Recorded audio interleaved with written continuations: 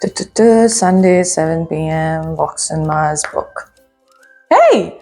Well, I was just wondering what to do on the weekend. And I said, let me catch an Arabic film that has got subtitles. It sounded really exciting. And that's why I decided to watch it, which is called Al Then. It's a family comedy shot in Yas Island, which is right here. And it's about this Saudi man and his Emirati wife going through different experiences together with their children.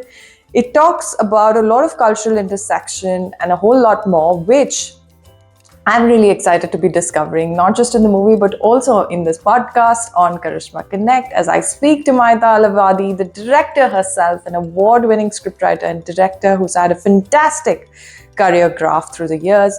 She's gone from being the festival queen to making a first feature film debut with Al Then. And she shares with me that entire journey, what's gone into it, the challenges, the opportunities, tips for budding filmmakers, what's so different about writing, editing, production, direction, all of that. What's it like to be on a set and what's it like to stay on it. So go check out the episode, and until the next one, stay tuned. This is me, Karishma, and I'll be back yet again. Until then, tada. داقت عايد ولا شلون؟ متى مسافرين؟ رايحين بكره ابو ظبي مثل كل سنه. خلونا نروح وورك براذر هوتيل. عندهم روم سيرفيس. Hello, this is James. How may I help you? والمسبح. خلاص بنروح الهوتيل بس بشرط كل لازم يساعد ماما. اوكي. خلاص خلينا نقبل امر واقع، الشغاله هربت، يلا نروح نجهز. نسيت ان عندنا عيال. إننا 3. شو بيعتني فيهم؟ احنا بنتساعد ان شاء الله والامور سهلات. علي. Welcome to the WB أبو ظبي يا فندم. في ريزرفيشنز؟ اي باسم راشد الحذامي. للأسف يا فندم، احنا فولي بوكت.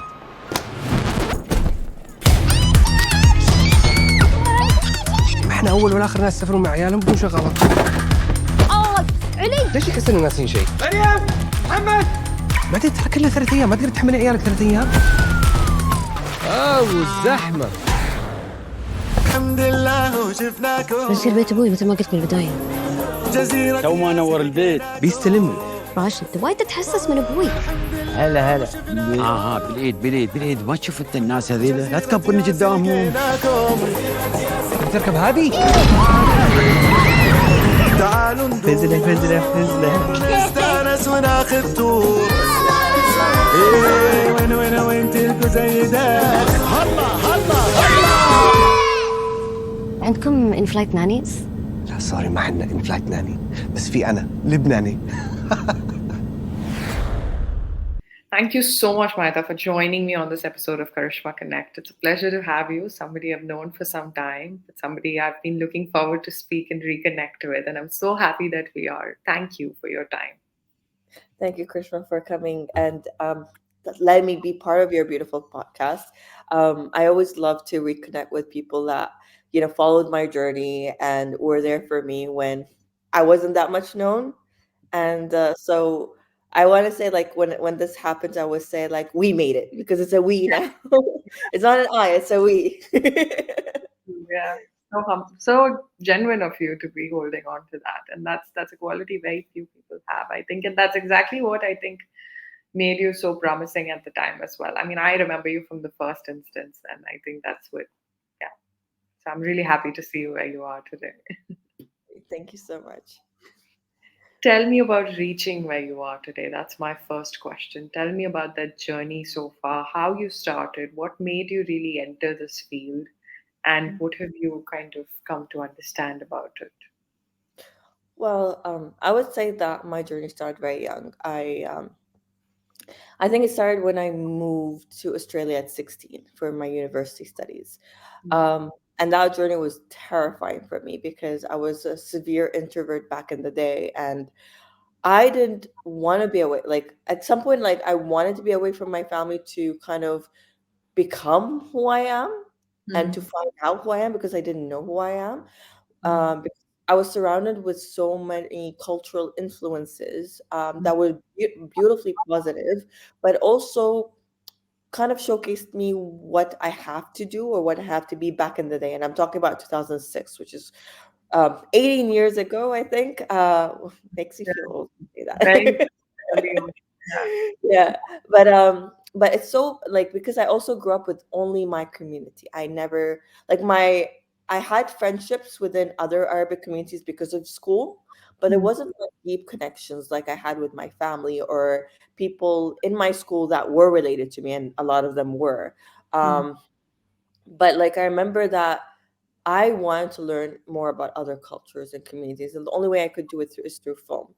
But I wasn't strong enough back then. I would say I wasn't strong enough personality wise to be able to lead a project because, as I said, I was a severe introvert. So my first aim was, I love cartoons, I love anime, I love animation, and I used to love sketching. That was my escape, and I used to love storytelling, because that was my escape. I have over 200 fiction novels in my house, romantic ones. I won't lie. Bridgerton was a big part of my childhood because I used to love reading those books. Um, which is funny that they're turning into movies now. It gives me hope that we can create whatever we want to, even if it was based on stuff from your childhood. But I went there in Australia 16, not knowing where it will take me. And there I discovered myself slowly through exploring different cultures, through making different friendships, through getting to know who I am away from all the cultural and societal expectations. But also because I needed to grow up and I needed to be independent and I needed to find who I am, not only as an individual, but as a woman as well. And I think that slowly but surely, there was the first steps that I grew into who I am today by pushing myself and by breaking down some fears and barriers within my mental scape that made me realize, wait, at some point, like I think it was 2010, because I lived in Australia for 6 years. So it was, I think, around 2010 or 2011 that I thought, actually, I don't want to be someone who, follows in a sense.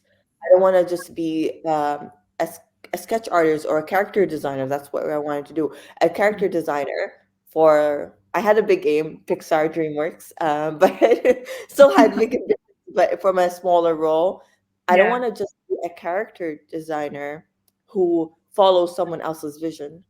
I want to lead a vision. I want to have my voice being spoken. And I think the first step was I did a film and television minor in school. And I remember class very specifically. We had a short films class, and our professor basically told us, who does anyone have, like, we need everyone to come up with an idea with a pitch, a log line, and you want to pitch it to the class, and we'll, based on votes, we will pick 5 films. So I pitched mine, and mine had a lot of votes. So it was one of the 5. And then basically they're like, okay, whoever wants to be part of this film can stand in line in front of that pitch. And I had around 5 people standing in my line. And I was like, oh, wow. So my ideas are valid. My ideas are interesting. And I remember making that film. It was different than I want. Like, it was a teamwork. It was very experimental. And in my head, it wasn't supposed to be experimental, but it was really interesting to see how someone else takes it. But then I decided, like, I want to also direct. So that's how I started doing that. But it was directing through animation first. And I think one of the biggest accomplishments I did is when I did an animation based on my ideas, and I did it by myself. Like I filmed it first. It was it was a mixture between rotoscoping animation and metamorphosis animation. And so I filmed the acting bit. I wrote the script. I filmed and did the storyboard. I filmed the acting bit. I sketched over the acting bit. I will tell you, the first 10 seconds made my whole hand stiff. So I had to, like, it took me 3 days just to do that, and I had to be on, rest for another week before I continue. But I remember doing that film, and then I put it in Sheikh Mayed's Youth Media Award in 2012, and I won second place. And that was like, it was such a big honor, and that was my first media journey. This is my first time that I was published in media, in newspaper, and it was a heady feeling because I was like, I can actually do this. I can actually do something that people like and want to vote for, and that was basically my journey. So when I came back from the from Australia, sorry, to the UAE. I wanted to pursue that. I applied for Dubai TV and I applied for radio, just because, like, at that time I just wanted to grow more and learn more things. And I got offers for both, but I decided to go with radio, and I'm glad I did because it taught me how, behind the scenes work as well with the interviews. I became part of Abu Dhabi Film Festival, Dubai Film Festival with Dubai Eye, and I was a presenter there doing almost everything you could say, from writing news to presenting and interviewing people. But I remember my mentor Jason Lumber and Mark Lloyd. They took me under their wings for Abu Dhabi Film Festival, and I that was the first time I was on radio as a presenter, a co-presenter, interviewing stars. And I remember interviewing Irfan Khan there, and I was like. And I remember saying this to myself. I was like, one day I want to be the one being interviewed. Happening now. And that, yeah. And what helped with that ambition is Jason Lumber, my mentor. He really pushed me, and he really said, Maitha, you need to do this, as like, you need to go there and study, you need to go there and make films because that's your passion, and I can see that. And Dubai Eye as a team were such a blessing because they allowed me to pursue my passions through their projects. They allowed me to go to the press junket of Happy New Year because they knew I was a big Bollywood fan and I love film. They helped cover Dubai Film Festival twice, and they even created a show for me on radio, like a show for us, but like I was there, and it was called Movies May when I was in radio because of them. And I was. Hmm? What a great opportunity to be Yeah, able to do that. exactly. I remember someone even recognized it, like, "Oh my God, your Movies May! I hear you on the radio." I was like, "Oh wow, nice."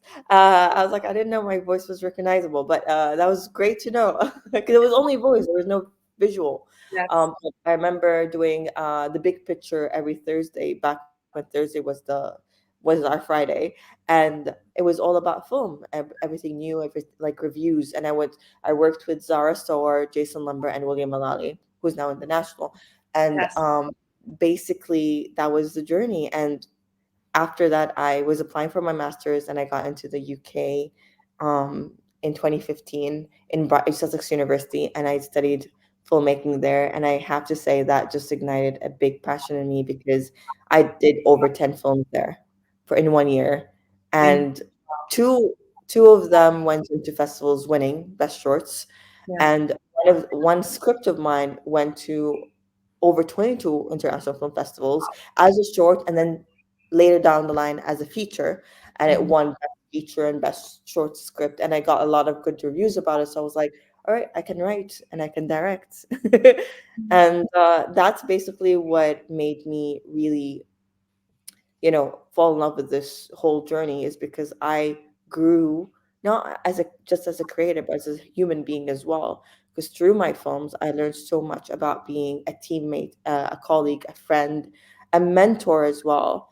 And I learned who I am because as much as I tell stories, I'm giving a part of me to it too, because I'm telling you about what I love, what I want to see, what my thought processes are, what I would love to accomplish, what I would love the world to learn about me and my voice, and through my characters. And some of them were, um, like not even local based. Like I used to make Western films more so than I did local ones. And I think that the first local film I ever did was the Year of the 50 film with Creative Labs and Imagination. And I think that that whole journey couldn't have started without me going to Australia at 16. And I thank my mom for that because she really pushed me to do that. It's such a wonderful journey, full circle to where you are today. And there's so much that I can ask out of that one answer that you've just shared. I will start by asking this. You've had a journey that was very much also, and this I know from having followed your work throughout, that you've been benefited from the festival culture. You have kind of seen and grown out of it. What do you have to say about that? What do you have to say about how that has empowered you as a filmmaker and brought you to where you are today, and how potential filmmakers can kind of look out for it? So festivals are very important, not because you want to win them. It's not about winning. It's about showcasing your voice to an audience that don't doesn't know you, doesn't know your culture, doesn't know who you are as a person, and they're film lovers. They're people who just love to watch films. And the beauty of that is, and I always say this, even if you have a script, you don't need to make a film. Even if you have a script, put them in festivals. There's so many amazing script writing festivals out there, and a lot of them are for free, and that's the beautiful. You don't need to also spend as much money just to have a review of how you're doing, because festivals are an indication on whether or not you're going the right path, or you're going on the right journey in terms of your voice and who you want to represent in your films. Because, for example, I didn't know I was a good writer until I put Noor into festivals. I actually thought I wasn't that good, because yeah, you're tech like I it was part of my education, it was part of my classes and my project. And yes, my mentors are filmmakers who told me this was good, or my classmates, my colleagues told me that was good, but they're my colleagues, they're my professors. They would criticize as well, and they would tell you yes or no, but that's only in the level of your classmates. But Yeah. what about internationally? What about when you're really in the field? And the way you do it is through festivals. So I Film Freeway is a great platform to go into, and there's tons of festivals from all over the world, and it tracks everything. So you just put your project in there, and you can just apply as many as you can. And there's no time limit. There's no limit to how many things you can apply to. And there's so many festivals that open up and close down. So there's so much new, you know, new ventures to go to, like new cities to enter you, and a lot of them ask you to come as well. I haven't unfortunately been able to come because a lot of them were doing COVID as well, but Yeah. I remember putting Noor in a festival, and I remember them coming to me and saying, "We want to do an interview about Noor." And I was like, "What? Okay." I remember doing my first ever international interview about Noor in America through Skype. I remember Skype wasn't working with Yes. us, so I was like, "Oh, shoot, will this actually work?" But it did, and they did a whole podcast about it, and they even did a table read of a scene.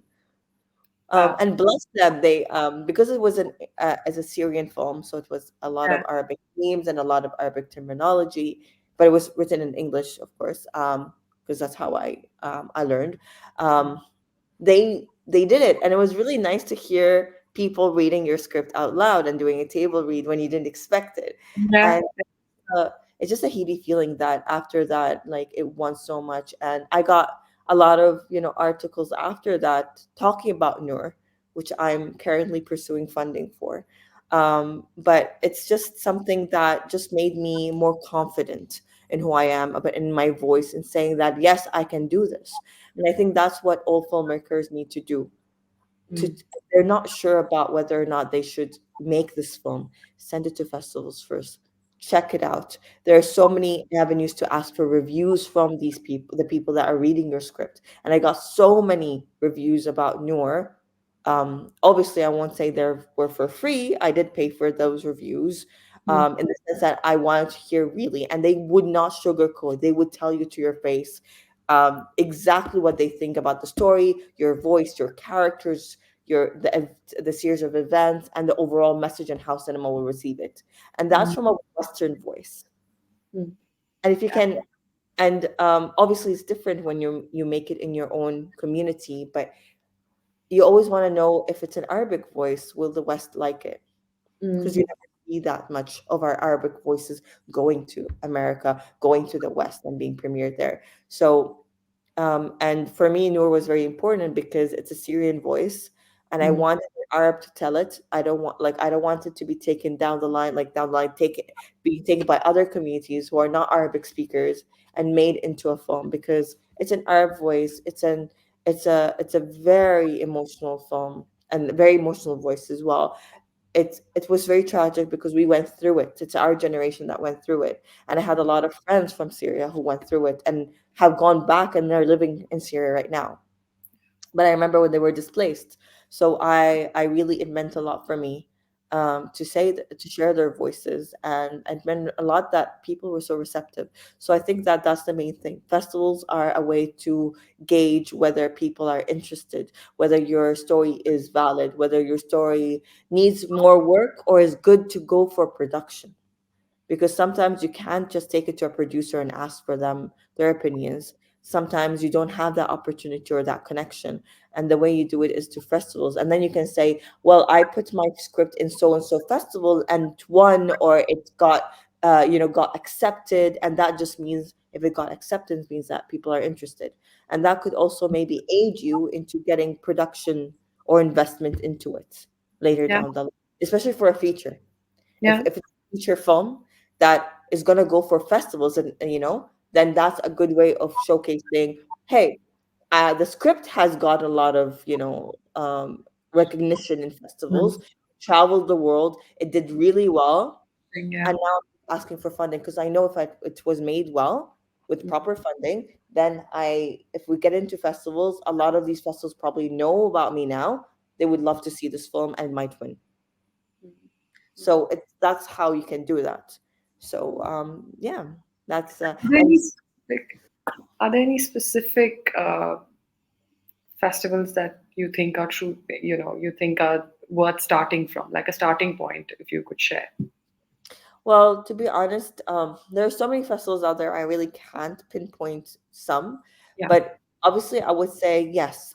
I know a lot of people aim for Sundance or Tribeca or Cannes or anything like all of that. But when you aim for those festivals, first, you're putting yourself against a lot of bigger competition, which is fine if you're very confident about it winning, because B, you have to pay for them, and you have Mm. to pay a lot. It's Some festivals are very, very expensive, and if you want reviews, it's more expensive than that. Like some festivals can go for 200 dirhams just to enter, for example, Yeah. or towards 1,000 dirhams just to get a review. Yeah. So I would say avoid those festivals as a script writer. I would say as a Mm. short film, go ahead if you think that you've done a great job, and obviously anyone should, whenever they're entering festivals, it's their voice, it's their independent voice. They shouldn't really think about, oh, will this get me money, or would this, I just want to share my voice. I think it's brilliant. From my point of view, I did put a lot of effort, and it is a lot of effort to make a short film or a Yeah. feature film as an independent filmmaker. So that in itself is a big accomplishment. Mm. Whoever does that, especially in this country, whoever does it is a big accomplishment, Very and true. hats off to you. So if you think that your film is good to go to Sundance, Tribeca, Cannes, and all these big festivals, and you have the funding for it, go for it. But I would say if you don't, and you think it's expensive going that route, there are so many smaller, less known Mm. festivals that cater to your voice, and that take on free entries, or Mm. minimum entry of 10 dirhams to 50 dirhams to 100 maximum, and you Mm. can put them there. And sometimes they ask you to come to the festivals yourself, or in my case, I did a lot of I did some screenings for some of my short films, like Charlie, and even Noor went on to Paris, Yeah. and Cannes as well, but not Cannes Festival. It's Cannes, like the smaller Cannes festival. And they did a whole, virtual kind of panel discussions and all of that. So Yeah. sometimes you don't even have to travel; they will come to you. But what's beautiful about this whole journey is that there's so many festivals catering to different voices. There's festivals catering for female only voices or female led stories. There's voices that cater to Arab voices. There's so many festivals for Arab people. Like I got into Egypt's film festival, like festival, an Egyptian festival. I got into, there's one UAE festival that's on Film Freeway, which is Wow Middle East, Mm. which I was also part of back in 2017. You know, there's so much festivals out there. You just need to know where. And I would say that spread your wings. Don't just target America. Don't just target Europe. Target everywhere you can, from Asia to Africa to Middle East to like everywhere and anywhere. I remember Charlie getting in. Charlie was selected to be part of a Portuguese festival. The only reason that I didn't continue with them is because I didn't have translation. So that's another thing you need to think about as a filmmaker. If you're going to put your film in a different festival, even the West, if you're if it's an Arabic film or an Indian film or anything like that, you need to have subtitles on and you need to prepare. So if you have a festival that's coming up in Italy and they want Italian subtitles, just make sure that you have it ready before you submit, just in case. But that's basically it. So festivals wise, I would say just go to Film Freeway, check out what festivals are open to you now, and look at the budgets. There are categories of ones that are Oscar nominated, like qualifying festivals, to really prominent festivals, to everything else. So try your hand. Obviously, if you're a scriptwriter, any Oscar qualifying festival doesn't mean that you're going to get into the Oscar, because they're just mainly looking at film. But those are big festivals. That's what they're saying. Like Dubai Film Festival was an Oscar qualifying festival back in the day. So that's what it's. So yeah, I would say try your hand. No festival is small enough. Every festival is relevant, regardless of it just opened up today, because you never know, tomorrow it will be 20, like tomorrow there'll be 20 years and will become the next common thing, or if they were there for 40 years. It's all the same. It's all about getting your voice and sharing it with the world. Yeah. There's also a lot of vulnerability attached to sharing that voice, right? As a filmmaker, there's a lot of vulnerability, and what I understand from what we've spoken so far, there's a lot of putting yourself out there, and that also comes with a lot of courage that you need to have to be able to do that, especially if you're sharing, because more often than not, stories are inspired by sort of journeys that we've had around us. How do you navigate that? Well, first of all, you have to be willing to accept criticism, Yeah. and to know that every critique is their own personal opinion. And it's up to you whether or not you should take it. It's not an attack on you. It's not an attack on your voice. It's not a attack on your talents. It's not a reflection of your talents. A lot of great films out there have gotten like decent reviews on Rotten Tomatoes, for example. But then when you watch it, your personal opinion says, "Oh, this is not really worth that rating," or "Oh, this one's worth more than what was rated. Like, I love this film. Why was it rated so badly?" Yeah. It's because every person comes to them with their own opinion, and so do people in the industry. There are producers there that will like your work. There are producers there that would not like your work. It's not an attack on you. It's just that the genre and the story is not their cup of tea. And that's the same with sharing your voice. If you need to be able to take criticism with an open heart, with an open mind, and with grace. A lot of people get very defensive, and and I'll say this: filmmaking is one of the toughest professions to be in.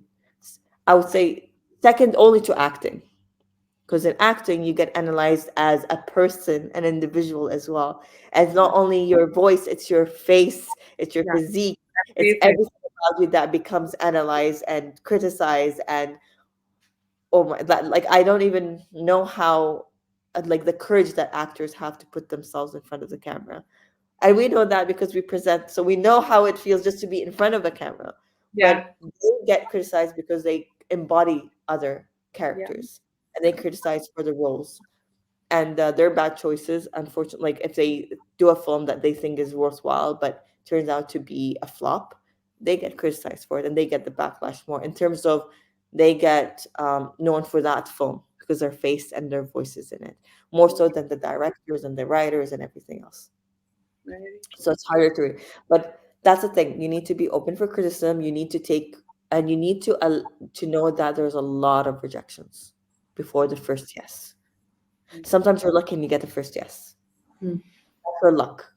That's just because you're in the right time, the right place, and with the right story. Yeah. But not everyone has that luck. People in the industry have waited 10 to 20 to 50 years to tell one story. Yeah.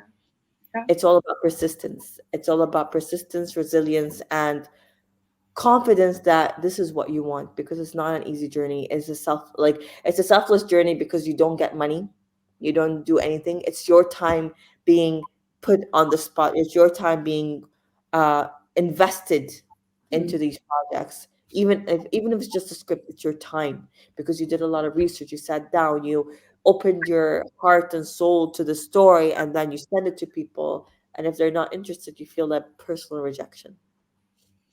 Yeah. And that's the thing. There's a lot of that. So it's not for the faint of heart. I it's, it's a very hard thing when you put your baby, essentially. That's your baby. You put your baby out there, and people, if they like it, you need to also be open to compromise if you really want to make it. They're like, oh, I love the story, but so and so needs to change. I think that I can invest in this, I can make this, but I would prefer the character to not Yeah. be based in this country, to be based in this. I prefer the character not like, I prefer the story not to be in English, it needs to be fully in Arabic, and it has to be Egyptian Arabic, for example. I would prefer this to be that, and oh, this one the ending shouldn't be like this, I want this ending, or this part doesn't make sense, can we change this whole scene? um You and need the whole point is you need to let go there. exactly, you need to be able to compromise. The only thing I would say, do not compromise on if it actually affects the core of your story, unless you are also mostly looking for just putting your voice out there, doing one thing to start the ball rolling for you, to open a door for you so that other doors open up. Go for it. It's your choice. It's your story. Nobody can take that story from you. You allow what happens to your story. Yeah. The only way that you don't is if someone bought the story, obviously, and they bought the rights. Then you don't have any rights to the story anymore. But I will always say, if you can, lend your story out for 2 years, like Yeah. only lent it out. That's a producer, a professor of mine, producer professor of mine. She comes from Berlin, from film school, and she told me, never sell your script, always lent it out for 2 years, because otherwise you lose all the rights and they can change everything about it and remake as many things as they want, and you don't get anything. That's a Yeah, very important point. Yeah, that's a very important point. No doubt about that. What do you love about what you do? And I the way love you that. do it more so, because you have your own style. Yeah. I like the fact that I get into I create fantasy worlds for myself. I love the fact that I can get into characters that I would not be.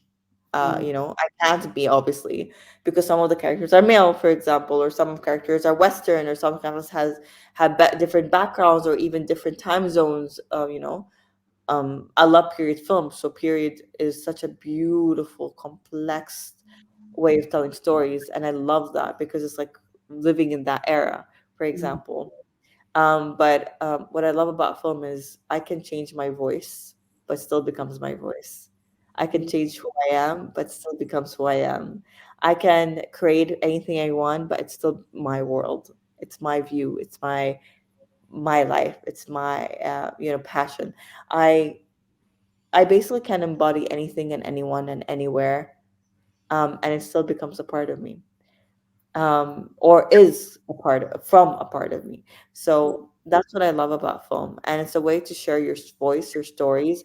It's a way for people to see who you are as an individual and to see who you are as a community, and it's a way to just connect with people in a way that makes people want to see more, makes people enjoy connecting with you, makes people want to talk about what they've seen or what they've heard or the stories, makes people want to connect and engage and know more.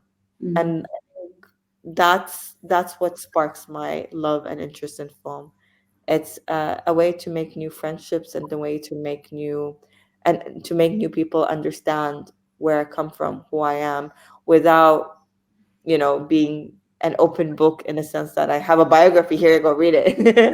This is Yeah. kind of like a biography of mine. Every film is a biography in a sense, Yeah. because it tells people who I am as a person, as a storyteller, as an individual whose interests are being shown to the world.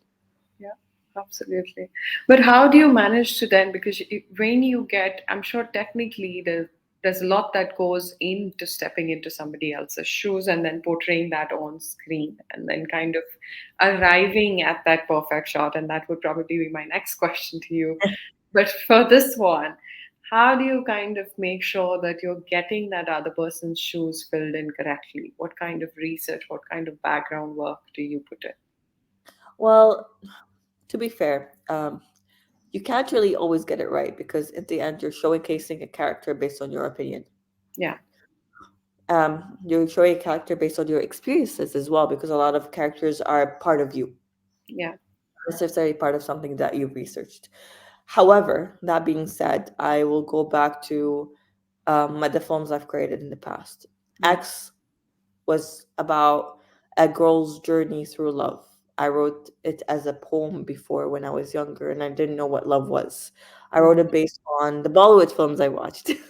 I wrote it based on all the fiction novels that I read. And I thought that was how love was supposed to be. And that's how love's tragedy is meant to be felt. And honestly, I didn't know if it was the right way. It was just how I envisioned love and heartbreak would be.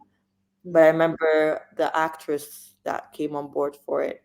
Um, she wasn't an actress. She was a dancer. She was an improvisational dancer, and basically she was going through a breakup with from her partner of several years. And when she read it, she cried. She was reading it. She was doing the voiceover, and she was like, she broke down and cried midway through it because she was like, "This is very raw. This is how I'm feeling right now because it's still fresh. It was just a few months ago that we broke up." And I was like, "Wow, okay, I didn't know that." And that's also shown in her mannerisms with the male actor, that she couldn't, like, him being physically close to her was, and she needs to be romantically, acting next to him, is something that was very triggering for her for a while. So I had to be very respectful of that. And I was, but I like the fact, like, I was happy that I got at least that emotional connection with her. Same goes with Charlie. Charlie is a coming of age story of a boy who's trying to figure out who he is. And like, it's a very sensitive and controversial topic. I don't want to delve into it too much, but it's also a British story. So I needed to learn about the West and the British voice and learn about whether or not the character that I'm depicting of a young adolescent who's trying to figure out themselves, their likes and dislikes, their sexuality, their individualism, and about how their parent and step parent will react to it. And there's a tiny bit of a love story. That's why it was a bit controversial. It's uh because it's like a reverse Lolita, the famous novel, reverse of that. So it was also something like I needed to put myself in those shoes.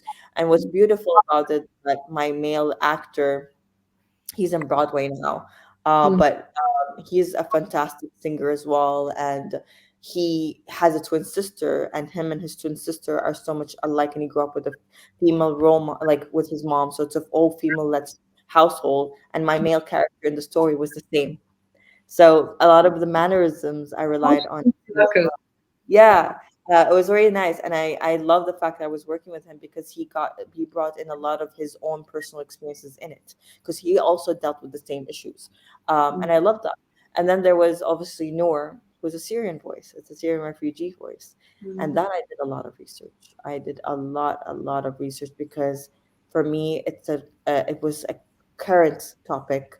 I wrote it in 2015 when it was at the height of the conflicts happening in the, and I want to make it justice. So I studied refugees, and Brandon Statham, the photographer and writer of Humans of New York, did a whole expose about, um, I think, Lagos in Greece. And that was the name of the place that the refugees were going to, and he just told his stories through images and what the stories of the people behind the image, and it just triggered something in me, and I use those as inspiration. So it's, some of them was research, some of them is watching documentaries, some of them is reading books, some of them is just imagining how you would be in that. And there's no right and wrong answer. Everyone makes a character based on their experiences and what they want to say and how they feel about it. So yes, sometimes you might see us being portrayed in a wrong light outside, but doesn't mean that that was the correct character or the correct way that every real person that's based on that character feels or interacts or how they react to it. It's just that one person's viewpoint about how that person would be. Very true. So that's something that I believe in, like that there's no right and wrong answer. You can. It's also some films are very political. Some films are made to show a political light and a favorable light to one society versus the other. And some people like it's all about the message, the underlying message. What do you want people to come out of this film with? What do you want people to feel when they see it? What do you want people to experience when they see it? And I think that's something that I learned personally when I saw Modern Love. There was an Anne Hathaway there where she was experiencing bipolar disorder. And I remember watching with my brother who has bipolar. And I didn't understand what he was going through. I lived with him in Australia. I lived with him in the UK. It's my brother. I lived with him all my life. He's just 2 years my junior, you know? But I didn't know what he was going through. I understood what he said, but I didn't realize it until I saw Anne Hathaway go through it in Modern Love. And I remember sitting there watching it with him. And I just turned and I was like, this is what you go through every day? This is how you feel sometimes when you say, I am not in the mood for company, I'm feeling low. I never knew that. Like, this is a big struggle. And I didn't understand. And I saw an actor acting it out in front of me in a film. And that's the beauty of film, Yeah. to make you It becomes understand. your window. Yeah.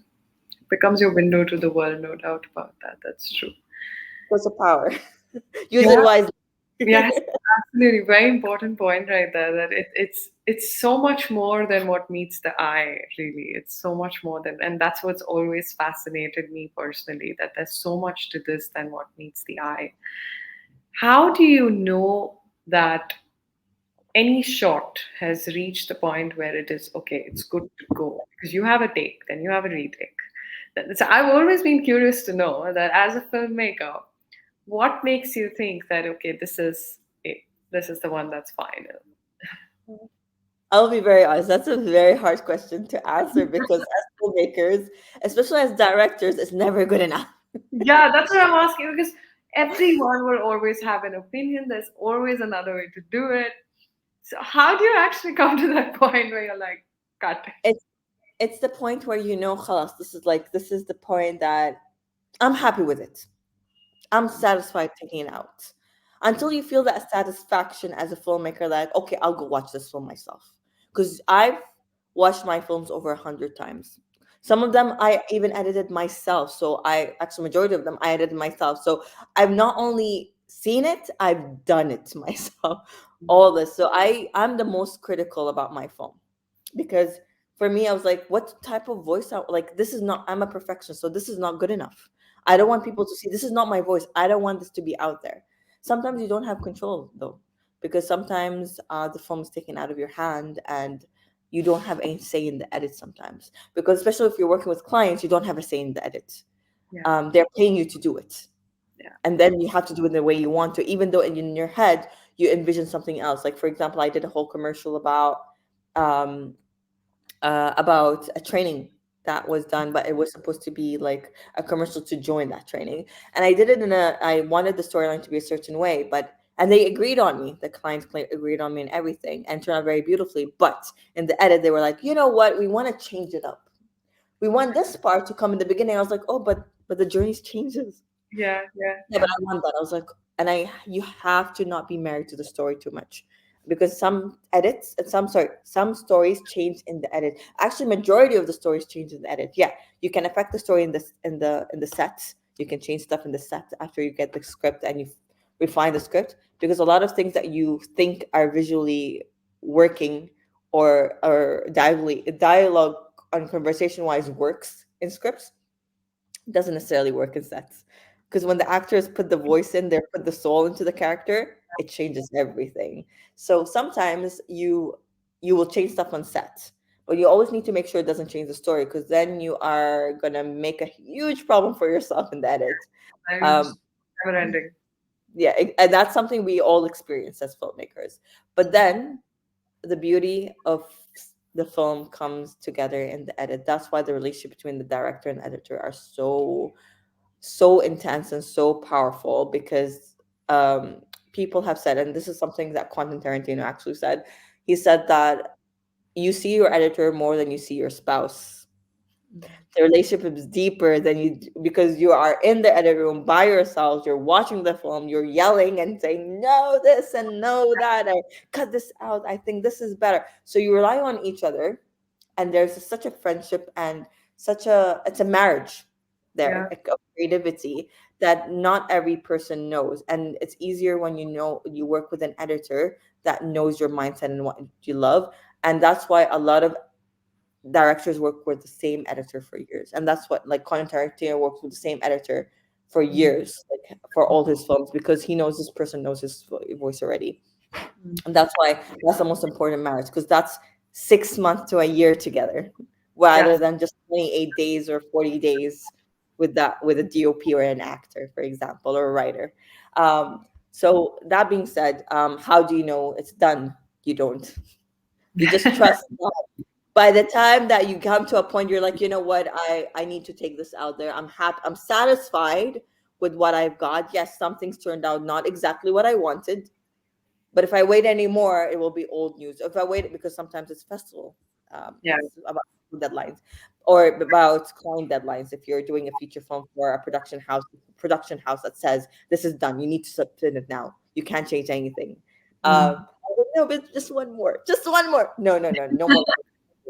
I was like, okay, we need to just get married, because there's gonna be mistakes. And Yes. the thing is, after 1 year, 2 years, even if you're so happy with the outcome that you've done, you work so hard and you're like, this is a masterpiece. I love it. Hmm. 2 years down the line, you're like, what the hell was I thinking? I've heard That's so what many my saying that. and that's, and you know this as well, like, as even like the way, like, even as a presenter, you know this, that Yeah. once when you see your work after a year or two, or even after 6 months, you're like, oh my god, why was I doing it like this? But because that was a different you, and this is a different you grew, and Yeah. that's great. When you know that you could have done, yeah, you would have changed stuff now, Yeah. that just means that you grew as a person, you grew as a storyteller. But doesn't mean that what you've done before is not valid and wasn't your best work at that time. Mm. It just means it was part of your journey and it's part of your growth. Mm. And you can never don't be too harsh on yourself. You, in the end, are the last say whether or not a film is supposed to be seen. Whatever people come out of it is their opinion. It matters to an extent that it teaches you what you might not have known about yourself and your stories and your voice. But don't be too harsh in wanting to show your voice, because if you don't, you will never know what people will say. And that's what I tell every friend of mine who's working on a film right now. I tell them, yes, audience viewing is important, but if it's a festival film, why it's not as important as a commercial? Commercial, you need to have an audience viewing because you need to sell the film, and those audience will tell you whether it's sellable or not. As a festival film, you don't need to sell it to people. Hear yourself. Your voice to the other filmmakers, and Mm. needs your voice. So don't let a lot of cooks in the kitchen for that. Mm. So you decide whether or not it's good to go out, but don't be too harsh that you limit yourself and you block yourself from sharing. Just say, if you're satisfied with what you have, just go with it. Mm. And anyway, in 2 years' time, I guarantee you go back to it, you want to change everything. And you're like, why did I do this? True. Because That's everyone yeah. does that. But right now, this is your voice. This is the best you can do with it. This is your limit in terms of what you can do with this storyline.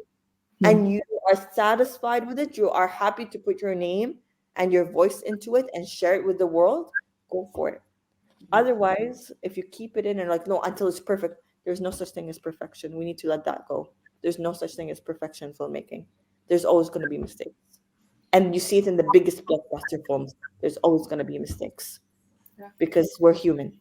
And if we don't do mistakes, then how will we learn? Very true. Very true.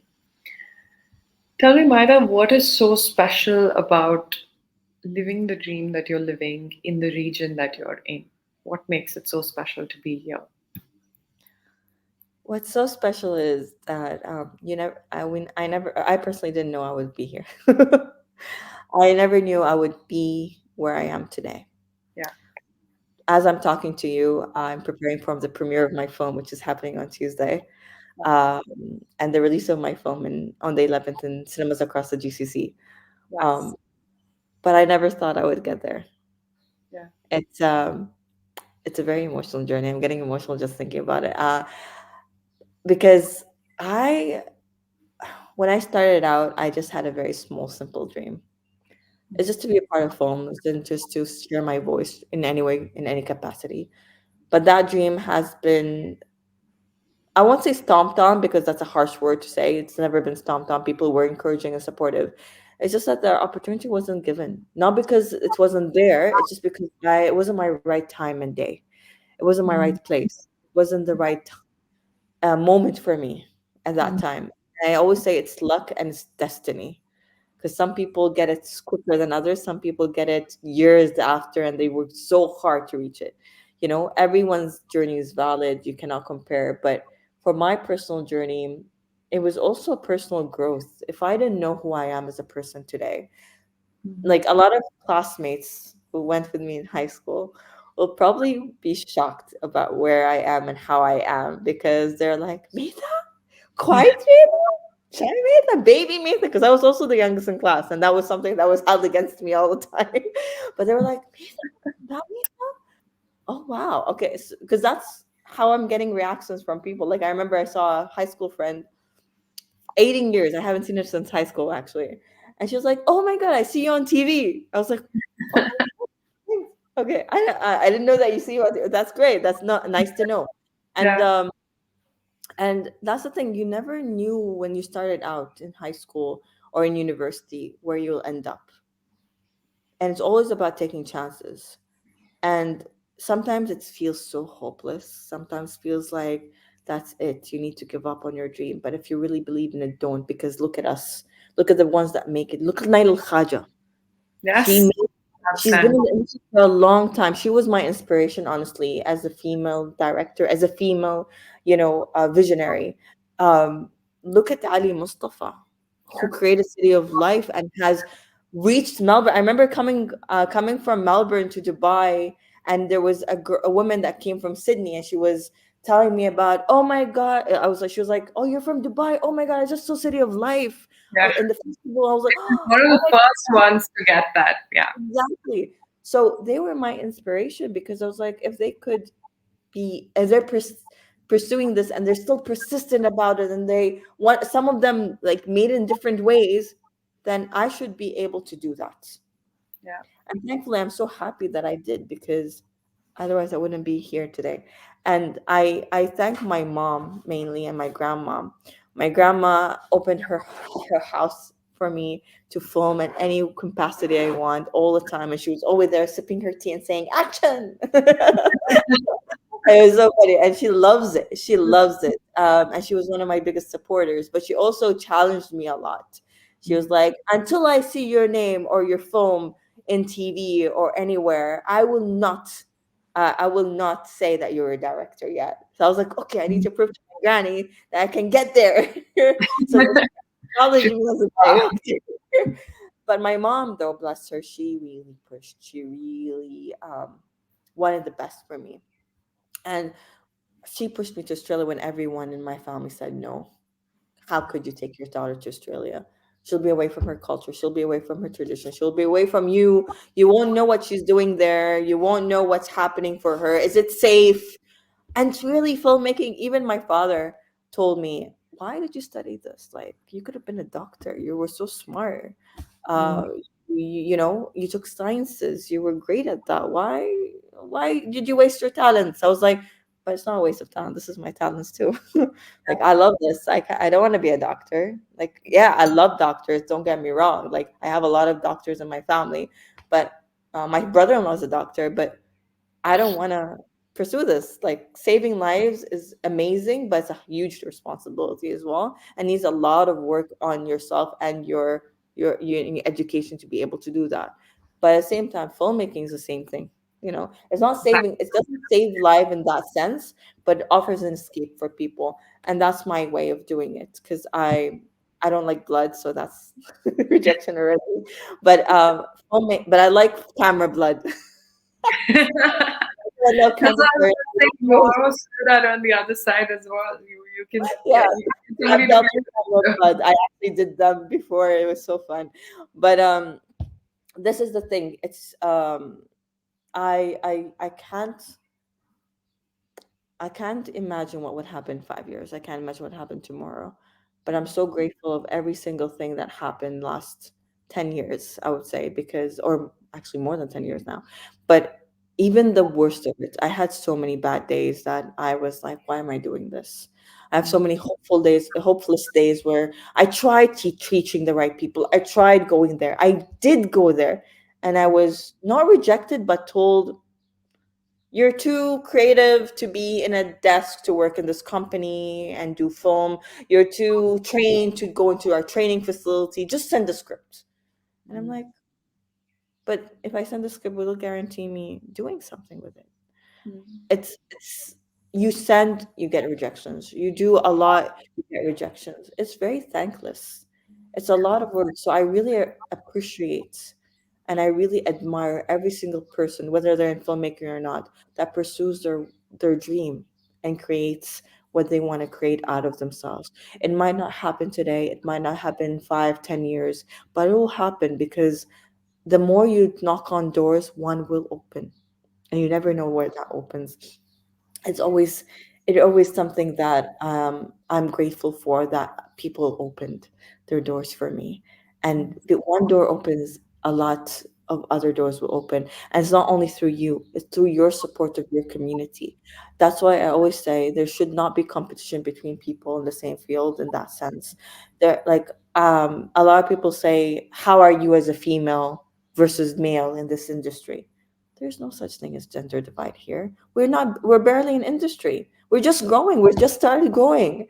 There should not be competition when we don't have a big industry like Bollywood or Hollywood or even Egypt, you know? Yeah. Or like, there should not be a divide about gender. I know gender is a very big thing. Emirati women, Emirat versus, Emirati men, or so. This is a big topic here. But the thing is, our rulers gave us a voice from a long time. They value the female voice from a long time.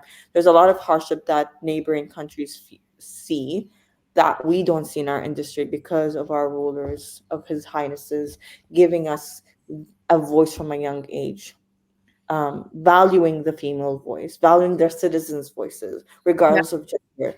And honestly, I see more female directors out there right now than I see male directors, to be honest. That's what I've seen. Like, 2 feature films are made by female directors other than me. There's Nail Khaja with 3, and then there's Mountain Boy with Zainab. They're both amazing. You should definitely go watch it. And then there's Delma by a male director who's out there as well. And there's lots of series happening up with male and female directors. So it's not about that. It's not about opportunities. We all get up the same opportunity. It's more about support. I support you. Your door opens. I will get into, Yes. because my support led to that. Therefore, you will remember and you will Mhm. support me back. It's all about networking and supporting and connection, because one person's success is another person's success too. Very true. So I think that's the main topic. I think I veered off the question. True. No, it's so true. You were right on point. It's so true because it's very much important. And I think that's the beauty of where we live as well, that people kind of have that spirit still ingrained in them and it's Yeah. still thriving. I'm going to come to the massive door that is open for you, which you're all set to enter next in the next couple of weeks, over the next couple of weeks. Tell me about the film coming up. Tell me about the production. How did you come up with it? Everything. Well, thank you so much for this. Like, I'm so excited to share this with the world finally after over a year of working on it.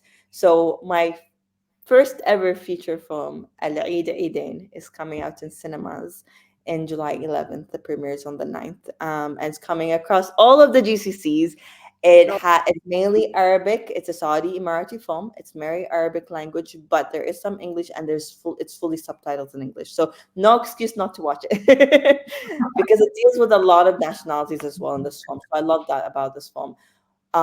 What's very special about this film, it's a family comedy film. So you might have you might have seen films like this before, but not in this way. We're trying to create something that it gives homage to all of our families, gives homage to all of our friends, and this film is that. So this film is about a Saudi Emirati family made Okay. of a Saudi father and an Emirati mother, and their Oh, three kids, that's and they're basically preparing to visit the wife's family in Abu Dhabi on the second day of Eid. However, on the day that they have to travel, some unexpected things happen that disrupts their whole plans, but they decide to go anyway because of their three kids. And that creates a chain of chaos and hilarious fun that happens to the family. And just becomes like a bowl of, you know, chaotic events that leads to a very emotional, light-hearted storyline that anyone can connect to. I always say this film is universally um, receptive and universally relatable. However, it has a lot of traditional and cultural nuances and traditional and cultural glimpses to our lives as Emiratis, as Saudis, and even the differences and similarity within our culture and your culture. So it's a beautiful blend of both Saudi and Emirati culture, who people might think are the same, but they're not. They're both distinct in their own way, and it starts with the language. Yes, we're talking Arabic, but they're different accents. And I always say it as if you're Western, I will say it's similar to Australian and Yeah. American, British and American, or Yeah. even Scottish and American, or Scottish and British. It's somewhat similar. Um, but if you're Indian or Pakistani, I would say it's like Urdu and Hindi. Yeah. Yeah. It makes a That's big difference. exactly. So somewhere and that's the beauty of this film. It's like I learned a lot about Saudi culture that I didn't know. And a lot of my actors, especially young ones, learned a lot of the Emirati culture that they didn't know, especially the language. There was a language barrier between me and my youngest actors because the way that I said things, they would say it differently. The words that they will use is different than the Yeah. words I would use, even though Yeah. it's the same meaning, you know? And so how did this film come to me? I remember getting an email from Sarah Sayer, who's the writer, the brilliant mind behind the script, Okay. who's written a script for years until like it was greenlit to produce. She came to me because she was looking for a female voice to say the story. She was looking for a female director and preferably someone who worked with kids before. Okay. And I think they've seen my film, The Year of the 50, which I've done the same like the year previous. I think then when they approached me for this film, which I've worked with Rawi Abdullah, who was also the producer for Al Eid Eidain. Like so, that's a nice relationship that transitioned to this film. So I met her in that short film. And that short film dealt with me working with famous and revered actress Fatma Al Hosseini, as well and Ahmed Abdrazak, as well as so many kids. The youngest being 9 months, and the oldest being like 16 at the time. So I think they saw that, and they saw that how I handled that, and the production had so many challenges.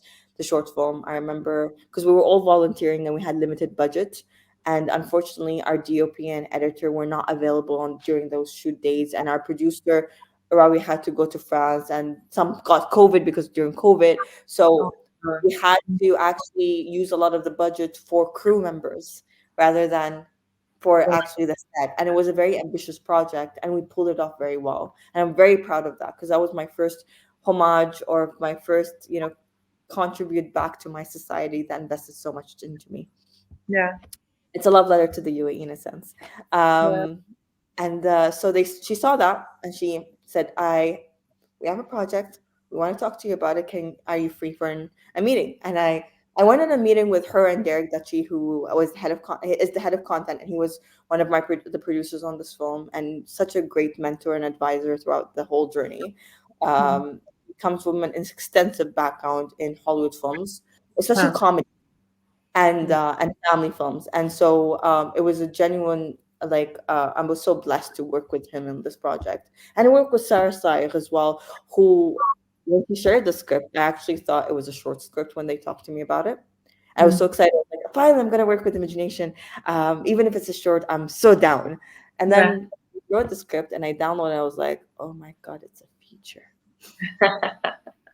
And I remember calling my mom. I was like, Mom, I told you I got a feature. And then I was so blown away. And I remember reading it in one sitting. Like, I just downloaded, printed it out, and I started reading straight away. And I was reading and laughing and cracking up. And I fell in love with the characters because, ironically, it was as if I was reading my sister's life. She's married to a Saudi man too. And at the time she didn't have a baby. Yeah. At the time she didn't have a baby too. So we didn't it was as if I was reading her journey 10 years from the time she was married. And I just fell in love with the character because she reminded me so much of my sister, myself. And I love that about Maha. Maha is the character's name. And I said, I'm in. And they were like, okay, we will need you to do a proof of concept, which is like just do a scene to see how you are. You've done short films. We want to know if you're ready to do a feature. So I was like, okay. So first of all, I pitched an idea to them and Ben Ross, who's the CEO, and they loved it. I came up with like an idea about how the characters will be, some scenes that I was using and as references from other movies that we love. And the funny thing is, and I'm so happy this happened, it was also coincident, the way that, because they also interviewed other directors, obviously, for it. Yeah. The way I got it was because my vision was identical to the writers. Wow. It was like just match made in heaven. It was she always tells me, she was like, it's exactly the same as I wanted, because I went into it thinking that I would never find a director. Like, I hope that the director at least has somewhat similar vision, because everyone knows that scriptwriters and directors not usually have the same vision, and directors usually change it based on their viewpoints. And unfortunately, scriptwriters don't always have a say in that, right? But for this one, and everyone told her to not be married to that vision too much. And then I came on board apparently, and I had the same exact vision, and it was just like love at first sight in terms of that. Partners in crime in a way that, like, partners in this creation in a way that I could not have asked for a better writer to work with. Honestly, I'm so blessed because it's so hard to have the same ideas as a writer. It's so hard to click sometimes with writers, especially with a story that you never wrote. But it felt like it was written for me. It felt like I was meant to do this, and I did the short scene. Like, I did a scene from the film. It was apparently the hardest as well, but I pulled it off. And with people who weren't actors, the main two leads were actors that we brought on board. Unfortunately, they couldn't continue with us in the production. But kids were new actors, and it was really done. It done in 2 days. I remember it was on my birthday that we did the first scene. The first, and it was so nice because I celebrated on set. It was such a beautiful moment for me. But then we edited that, and they liked it. They liked the vision because it's also a proper way of showcasing what the vision will be. And then it got greenlit in 2023. It got greenlit in around April, May, and then we started working on pre-production and getting to know the actors. So we first locked down the kids because for us, kids were so important, and finding kids are so hard, especially that young. We needed ages 7 and 9 to 10. How did I get that? Because I don't think people talk about it. we had an amazing casting sessions. We had amazing casting collections. Saudi Arabia is brimmed it's full to the brim with talent. So many amazing people. I was shocked about how many children options I had. But the problem was, it's not about the options, it's about which ones I thought portrayed the characters better. So I need to create twins from people that weren't family.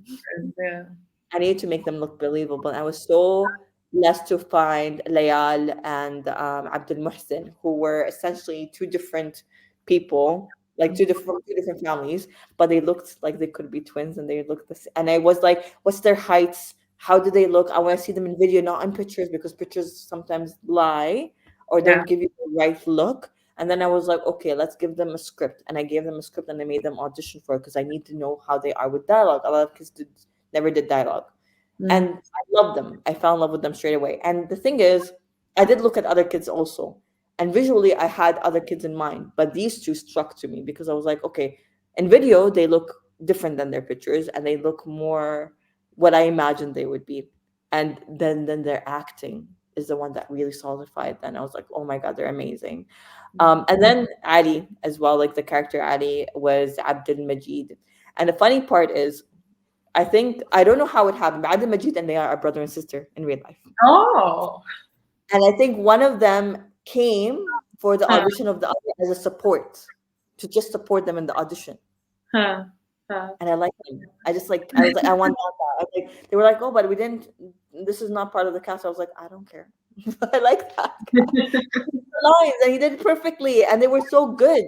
And because it's good that we had siblings, because the role of Ali and Maryam in the film are some people that are like, there are kids, the siblings that always fight. The siblings are always against each other.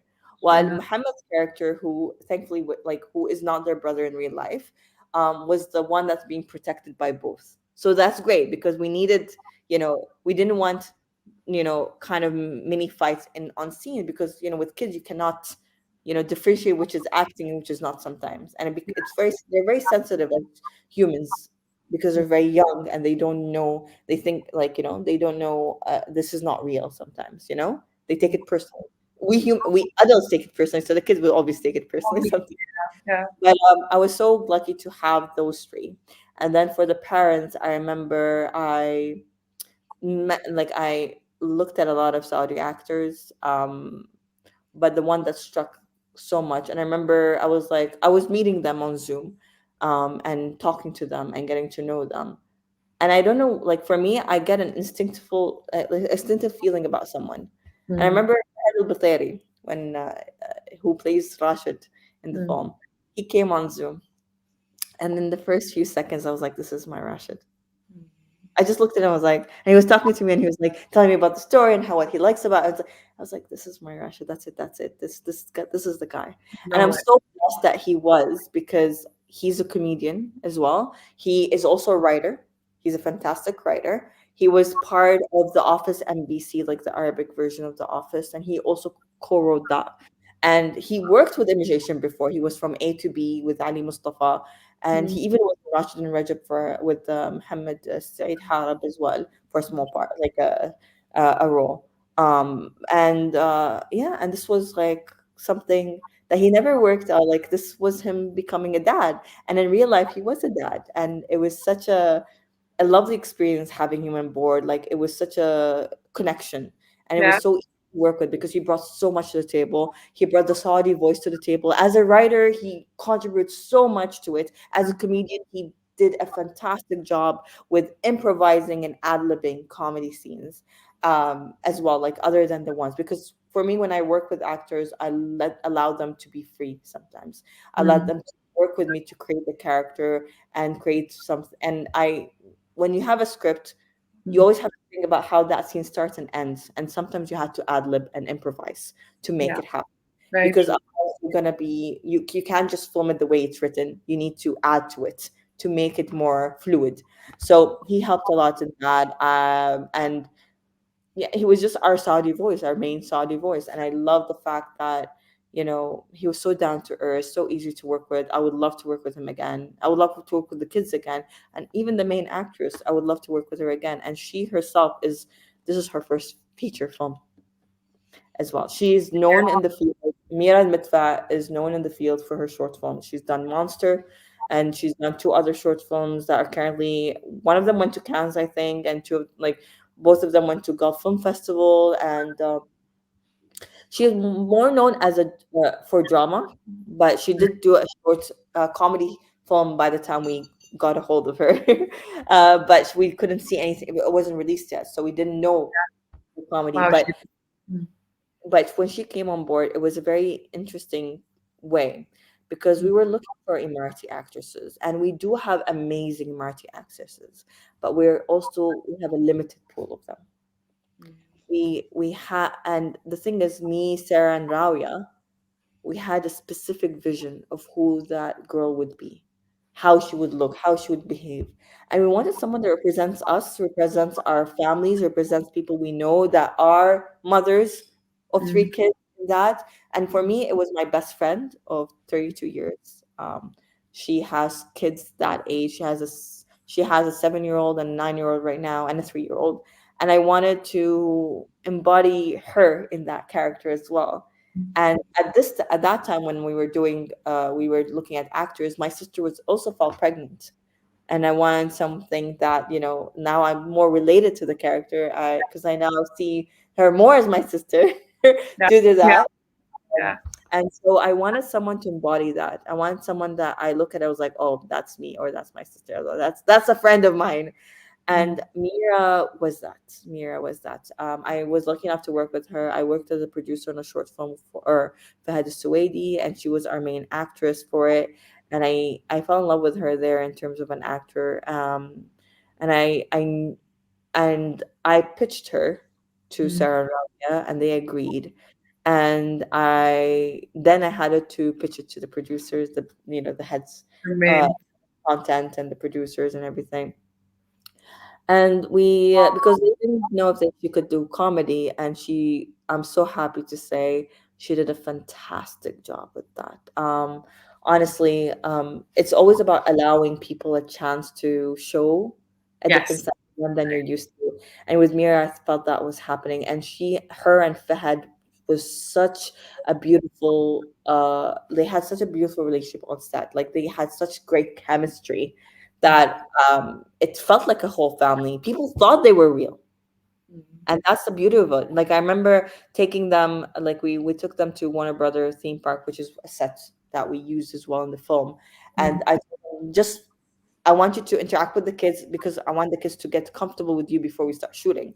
So they went for a whole field trip to Warner Bros. Theme park to play, and they were just them, the kids, and the kids' mothers, who and our AD, and they were like they were a bit further away, and we were filming them as well. Like, and they just went around, and I remember Fat telling me that someone recognized them, a friend of his, and they wanted to come and say hi, but then they said, we didn't want to interrupt you and your family when you're out.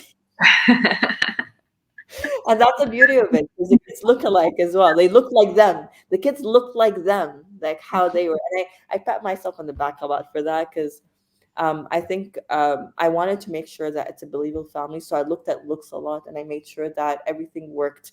And thankfully it did. And then on screen, they are the most beautiful family, the most relatable family, the most authentic family that I feel I could make. And I'm so happy I put all of them there. And I'm so happy they believed in the story and believed in me, and followed me, and allowed me to lead them in their characters, and offered a part of themselves to the character as well. I'm very grateful for them, and I can't wait to see them in the premiere soon. So I can't wait for you all to see them in the film. But yeah, Can't so wait to. sorry, that's the story. But to go more into it, the story, like, the reason why it's so special to me right now, first of all, is because we know how it feels to have a daughter that lives abroad.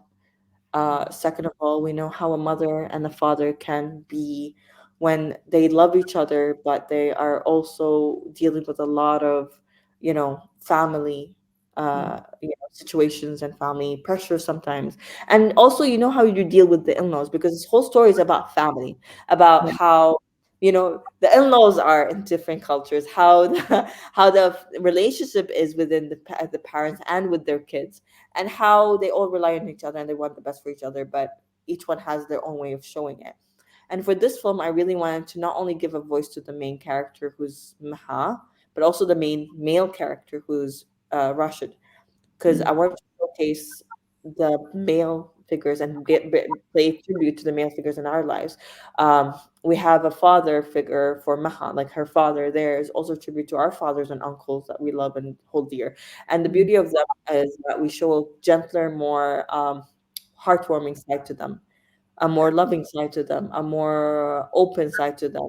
The father looks stern, but he's so loving to his daughter and wants the best for her. And you see that through their interactions with actor Hassan Rajab and Mira. They portray those characters very beautifully, and you can't help but feel that this is your father too, and this is his daughter. And then you see Fahad and Mira's relationship, and you're like, oh, that's how my sister is with her husband, or how this is how I am with my husband, or my friend is with her husband, or I wish I have when I'm older. And then the kids have their own personality. They're like they're such rascals, but they're so cute and adorable, and it's such a beautiful, just a beautiful, beautiful story that I hold very dear, especially now that we welcome my nephew. He's turning a year on the 9th, and it's like he was born the day before we start shoot. One day before we start shoot, he was born the 9th. His name is Yusuf. Our character for Maha's father is called Yusuf as well. So it's so interesting how it all comes. And the premiere is on his birthday. He's turning a year. So basically, with them. So yeah, so I'm always like excited and happy when I see these coincidences, because it's like it becomes, as I said, film is a part of you. It's a part of who you are as a person, and this film embodies me, and this film embodies every single Emirati and Saudi family out there, and even every single non-Arabic family out there, because you can feel their love, you can feel their connection, and you can feel yourself in it too, regardless of the language, culture, or traditional differences you have. But also, I would say this film made me fall in love with our culture more, with my identity more. It made me realize who I am as a person, who I am as a storyteller, and I want to create more films like this so that our voices can be shared in a way that everyone can relate to and everyone can find pleasure in, and it can be relevant not only today but in 10-20 years time, and something that we can show our kids, because it essentially is a holiday film. You have your Christmas, like happy, like holiday, Home Alone. You have like those type of films that we grew up with. This is our contribution to that. This is our Eid film for people who celebrate Eid. This is our holiday film for our culture, and I hope that more of this type of film can be out there. There are several, but I hope more can be created to showcase our culture and our voice in different ways, in different genres, that make you fall in love with who you are as a person, as a nation, and to get to know your neighbor, because a lot of us in the UAE are neighbors to different nationalities, and a lot of them don't know our community because we were closed off for a long time.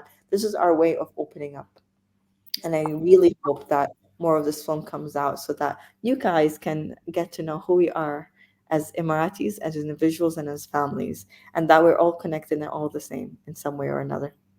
Absolutely. Looking forward to doing that, and really looking forward to this going live very soon. I really hope and pray that you get all the success forward. I've loved seeing your journey, Maitha, and I have learned from it so much. And this conversation has actually just added to everything that I've kind of gained from knowing you over the years. And I'm so happy to just see you where you are today, and everything that you've just said. I'm sure the listeners will benefit from it. And to each and every one of them, please do go and watch the film. I will for sure. And I will message you after I've seen it. But thank you so much for your time. Thank you so much. Thank you for having me, and I can't wait to catch up again soon. Knock, knock. Are you still here? Well, I'm super happy that you are. Thank you so much for watching and tuning in. Please do like, share, and subscribe to Karishma Connect across platforms. And I look forward to bringing you many more such amazing stories from around the world. If you've got one, please do get in touch. Lots of love.